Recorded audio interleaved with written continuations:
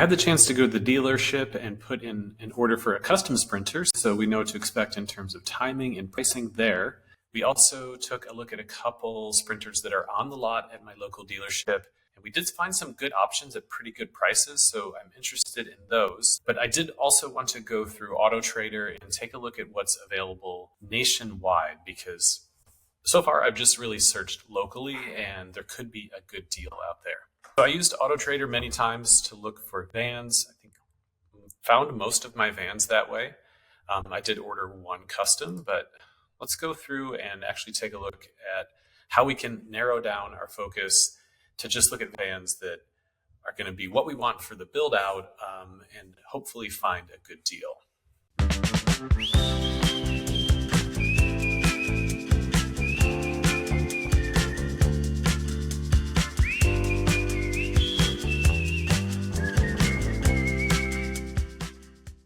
So I'm going to start with a nationwide search because I would be willing to go pick up a van or have it delivered if it was the right van at the right price.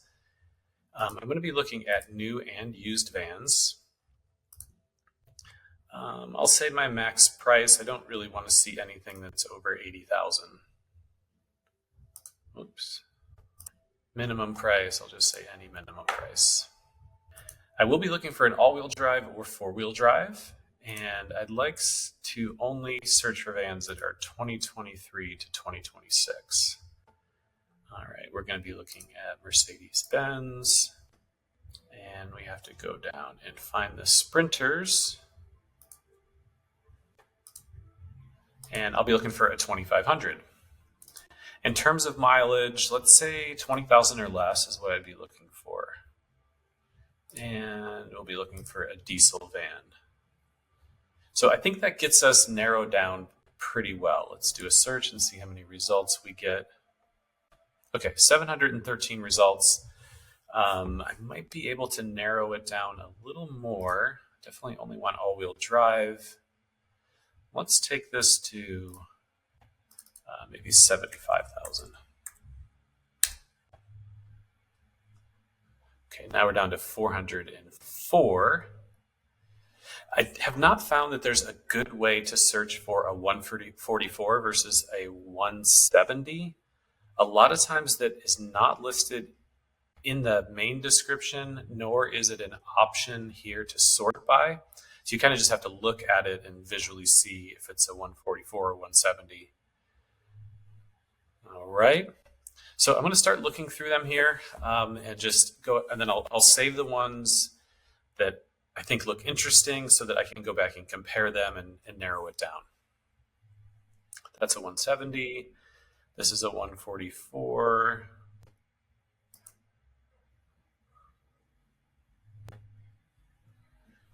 Sometimes it's hard to tell if these are real. Doesn't look like a real van, so I'm going to skip that one. Let's take a look at this one here. Okay, so we've got a blue van with window package on it, and it looks like it's a passenger van because I can see the air conditioner up here. So this is going to have passenger seats in it, I'm pretty sure. Let's go through.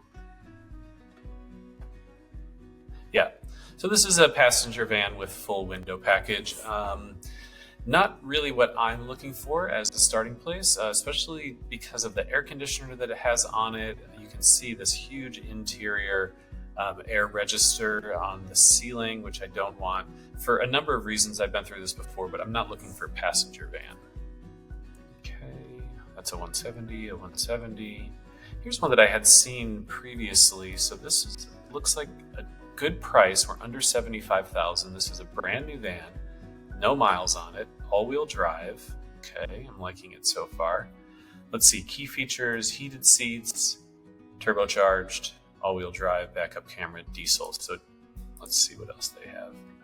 Doesn't really give me a lot of great information. I do like when they post the actual spec sheet on here, because then you can go through and verify. You don't have to call them and ask questions. And this is not the one I'm referring to. This is just a window sticker, but the pricing on it, the actual spec sheet will have all of the features and options that this van comes with. So short of that, I'm actually able to decipher just from the pictures what's included here. So the first thing I notice is that there are no fog lights. I do like the fog light package on the Sprinter. It's not a deal breaker for me, but I can see no fog lights.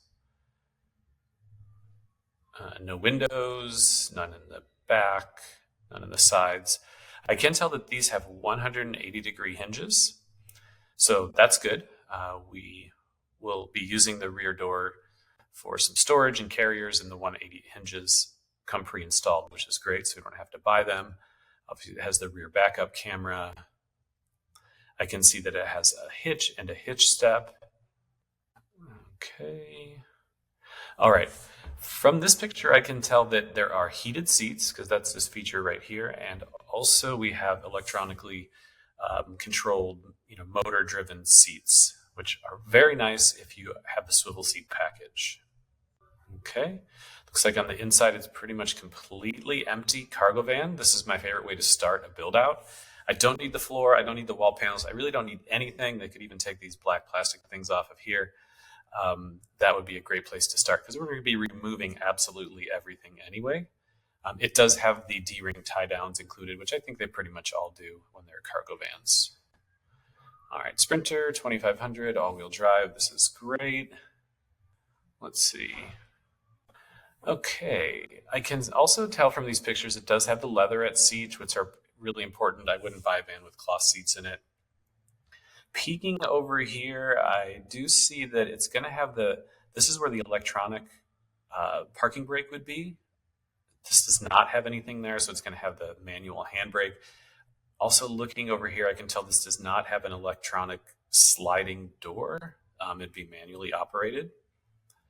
All right, we do have the Distronic, which controls the cruise control and keeps you at a set distance from the people in front of you, regardless of how fast you're going. So it modifies your speed.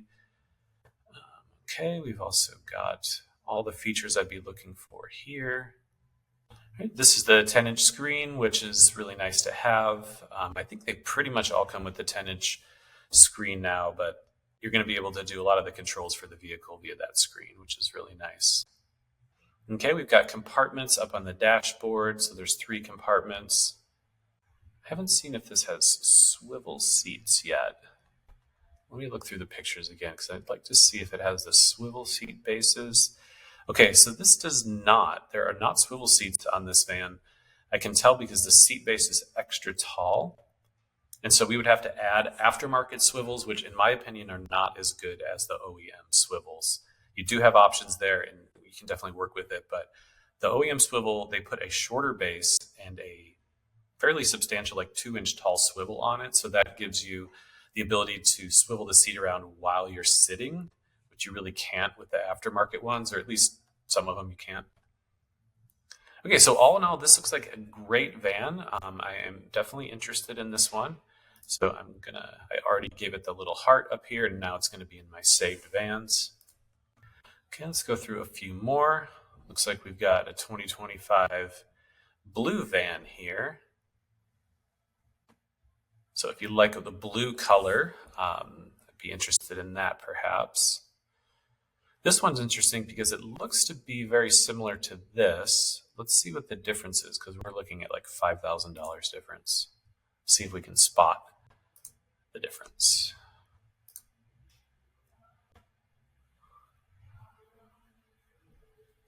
Okay, so there's no hitch on it. Instead, it has this rear step. It is an all-wheel drive.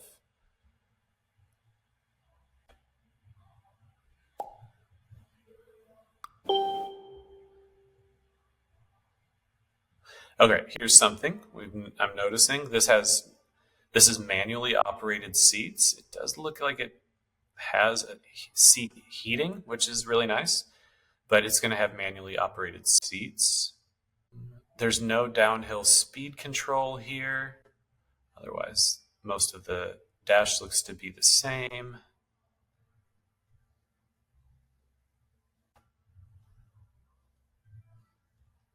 Okay, here we go. This is huge. And if you didn't know, you might miss this. This does not have the 360-degree cameras. If you don't have the 360-degree camera package, you're just going to get this sort of dated rear view backup camera, which to me does not give you anywhere near the visibility of the 360-degree camera. So this is interesting. For me, this would automatically be a deal breaker. I do not want a van without 360-degree cameras. You will back into something at some point, and it's just not worth it when there's other vans on the market that have it. Also, it's not something that you would really add as an aftermarket package. So I'm going to rule this one out completely. It's the small things sometimes. Aha, here's one that we really need to look at. So we've got a 2024 Sprinter 2500 with 11,000 miles for only 62,000, which I would be interested in, perhaps, except this is a low roof. And if I can give you one piece of advice, if you're going to be upfitting a van as a camper and you plan to spend any amount of time in it, do not get a low roof. Yes, you can add pop tops to these types of vans, but when you consider the cost and the amount of work that it takes and the fact that it's mechanical and moves up and down, I would just much rather have a high roof van that I can stand up in all the time. If you want to put a pop top on a high roof van, that's great. But just on the low roof vans, I've seen so many people buy them, and they would say like, oh, my garage won't fit the high roof van, or when I'm driving down my driveway, there's a branch. To me, they just do not cut it as a camper. There are certain uses for them if you like to sleep in a tent and the back is just, I'm not actually sure. I would say don't buy the low roof van, even though this looks like to be a great deal. It's got a front winch mount with a worn winch and some Alvan's steps on it, and it looks like new rims and tires, a suspension kit of some sort. So you might be tempted to say, well, this is a great deal. Oh, look, it has an S-bar in it, and this thing is pretty much new for $62,800. But for me, the fact that it is okay. I do also like this color a lot. I believe this is selenite gray, or it might be graphite gray. It looks like selenite gray. So this is one I would be interested in as well. Also, again, no fog lights. The fog lights are nice because when you're driving slowly and you turn the wheel, the fog light on that side illuminates the side of the road, so you can kind of see what you're turning into. It does it all automatically. It's really nice. Let's go ahead and take a look at the features here. Okay, again, we can see, looks like no heated seats or electronic seats. This one's going to be pretty bare bones up front. Has a partition and some basic paneling and a basic floor in it. If you're going to turn this straight into like a delivery van, this would probably be what you would go with. But as a camper, I see it's missing a few things. Like, I don't know, to not have heated seats in a cold place when you have a camper van, it's kind of a bummer. So I'm going to skip this one as well. Let's take a look at one more, and then we can kind of sort through them, compare them, and reach out to some folks. Here's another very popular color.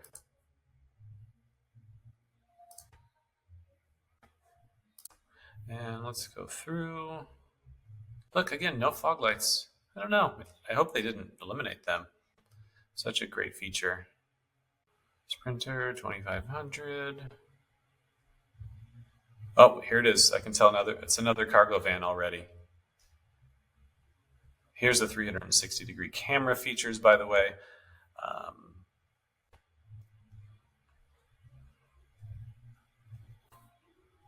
Again, no. Wow. Okay. Heated seats, cargo. Never seen these boxes before. Those are kind of interesting. This one also has L-Track in it. This would be great if you're hauling a motorcycle, and that's all you need to do is put a motorcycle in it and strap it down. This would be a great van. As a camper, it doesn't have all the things that I want.